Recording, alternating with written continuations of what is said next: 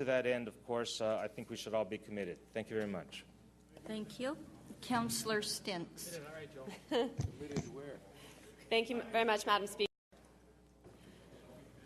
I think this is actually the time that Council, to echo some of the comments that Councillor Mahavik made, this is the time that we really do need to stand up and ask ourselves who we represent and what we stand for.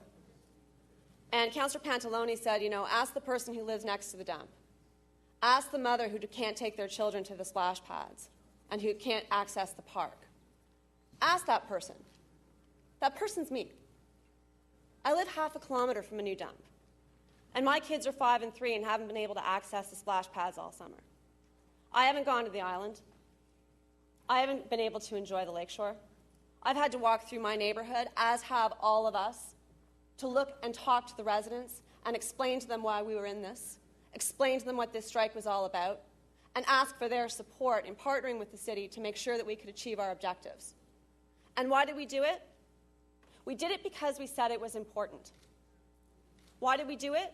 We did it because we said we had a huge budget shortfall and hurdle that we had to overcome. We did it because we asked for their help. And we did it because we created our own problem. When we passed the budget, not even 4 months ago, it included hiring 1,000 new people. It didn't include any discussion about concessions. And when we passed the budget several months ago, we didn't talk about freezing our pay. We just talked about freezing the manager's pay. And when we passed the budget just a few months ago, we knew we had a problem next year, and we did nothing to prepare the residents or our staff for it. So we created the situations for a strike. But you know what? The public actually started to pay attention. They said, okay, you know what? Maybe some mistakes were made over the past couple months, but we understand the seriousness of this situation. And when we asked our management staff to accept a 0% wage increase this year and a 1% next year, they said yes. They said yes, provided there would be fairness and equity between themselves and those who they manage. And actually, that was the position that we understood to be the case. And we also understood there would be an end to bankable sick days. And why did we understand that? Because it was posted on our city website. So there was no room for confusion. We invited the entire City of Toronto to come and look at our offer. And the entire City of Toronto told us that they thought it was fair. And then what happened? 2 weeks later, we had a union leader tell us that our deadline had come. We didn't have the province legislating us back to work. We didn't have the medical officer of health telling us we had a health problem. What did we have? We had a union tell us that we had a deadline. And so what did we do? We honored his deadline. That's what we did. That's what we did. And then we said to the public, don't worry, we've ended the sick bank. And we've got our wages in line with inflation. Just what you expected. And then over the next few days, we found out from the union that in fact we had no concessions, and that we hadn't ended the bankable sick days, and that we hadn't had the wages in line with what we thought. And we didn't find out from our mayor.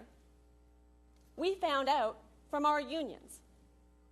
And here we are the elected representatives of the people. And we cannot stand here today and tell the people that we don't have a choice, because they sent us here to make choices on their behalf. And they sent us here to stand up and defend their interests. And we cannot look our managers in the eye and say, you know what? We've granted amnesty to the workers who actually threatened and bullied you. We can't look our managers in the eye and say, you know what, thank you very much for the work that you did over the last 6 weeks, and we're really sorry about that pay freeze, but thanks very much. And how do we look our managers in the eye and say, you know what, thanks for coming in on Family Day while the unions have the day off? How do we do that? We can't spin our way out of that, because the residents won't accept it from us. And if we say that we don't have a choice, what we say is that we don't have any decision-making ability in this chamber. and then we let down the people who sent us here to make decisions on their behalf. And so back to Councillor Mahavik's point, which I think is a real one. Why is there so much anger out there? It's because they believe we let them down. And if we all stand up today and vote yes because we think we have no other choice, then we have. We have. And you say, well, we have to vote for it. No, we don't. And I don't take that lightly. Because like you, I will have to go out and I will have to walk 3 blocks to the temporary dump. And I will have to face the residents and I will have to explain to them why I voted no. And I will have to continue to walk through my parks where the weeds are almost to my knees. And I will have to continue to walk past the pools that are not being used, the committee of adjustment decisions that aren't being made, the building permits that aren't being issued. And I am prepared to stand up and defend my no vote in spite of all of that. Because it's very important that we honor the commitments that we made to the people of the city. When they partnered with us, they thought they had a partner. We need to continue to be their partner. And I think it's also critical, as part of our next steps, that we go back to the Executive Committee and we ask for a change in who is the chair of the Labour Relations Committee. Because when the entire city is asking us to outsource, we've actually set up a committee to insource. And so here we are, looking for ways to bring work in instead of asking our city staff to look for ways to outsource work. And the mayor is the chair of the Labour Relations Committee.